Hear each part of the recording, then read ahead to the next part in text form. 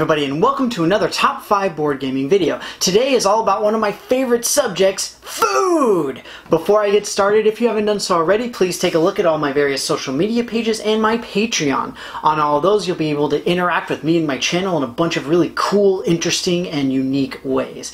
That said, getting right into food. Food is one of my favorite things on the planet. I love eating, I love food, I love making it, and all of that kind of stuff. And I want to talk about my 5 favorite games that feature food.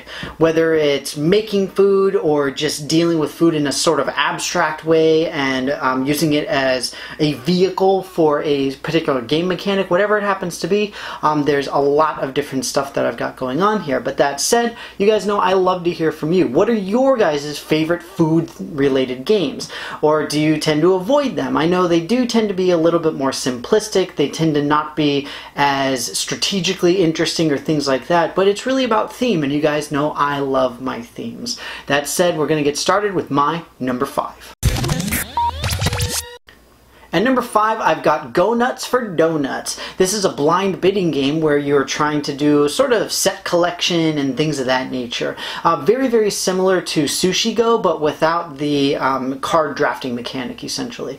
Go Nuts for Donuts, I like it because I love donuts, even though I really don't eat them anymore. But it's neat because I enjoy blind bid mechanics. It's not something that you see too often nowadays. And strategically, it's okay, it's relatively interesting at least, and a lot of it is about reading your opponents, because if multiple people blind bid for the same donut, then nobody gets it, type of thing.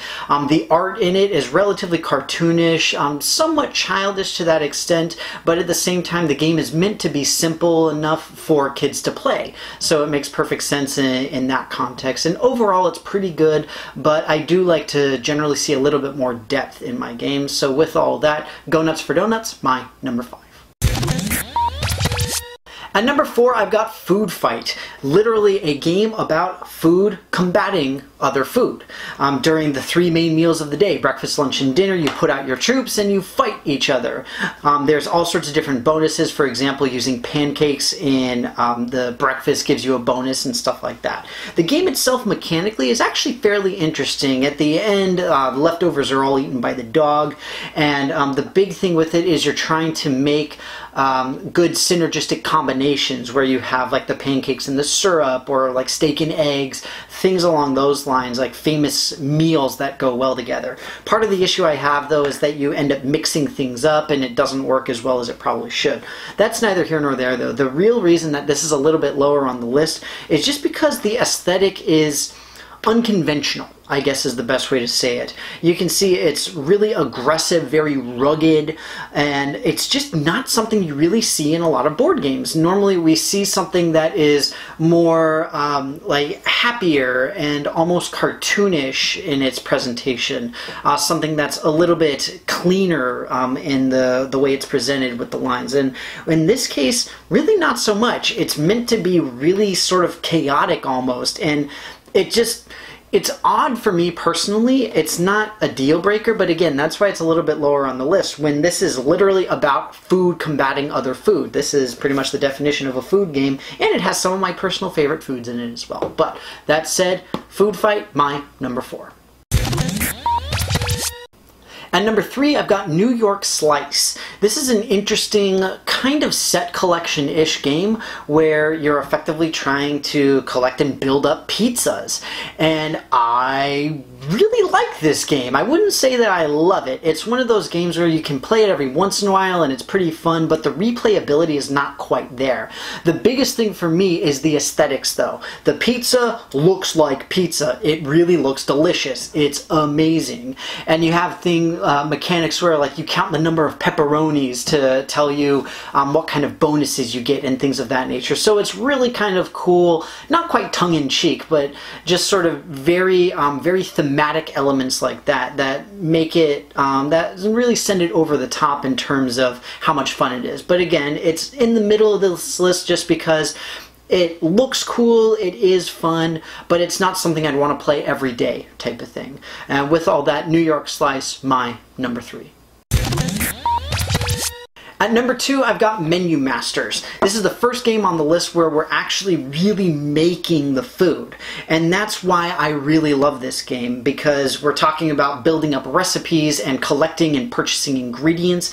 And on top of that, you have sort of different phases that you're going through, where it's like, am I going to go to the market so that I can make sure I get good ingredients, or am I going to try to sell stuff initially first? And that kind of thing. So you have a lot more strategic decision making, in addition to the fact that you're actually making these gorgeous looking dishes.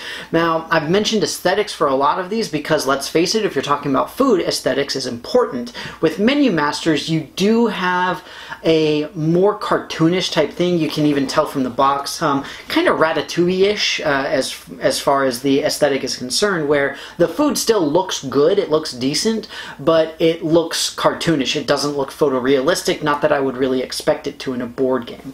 Either way, it's still fun. You have a decent amount of relatively or surprisingly deep strategy, I should say, akin to something like a Galaxy Trucker, where it's like, you know, what pieces am I going to be building and all that kind of thing, and how long do I wait before I'm, quote, finished, that type of thing.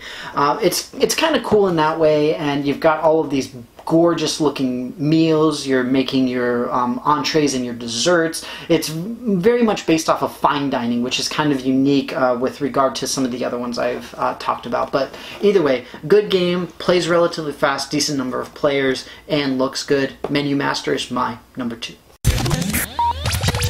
At number 1, I've got Wasabi.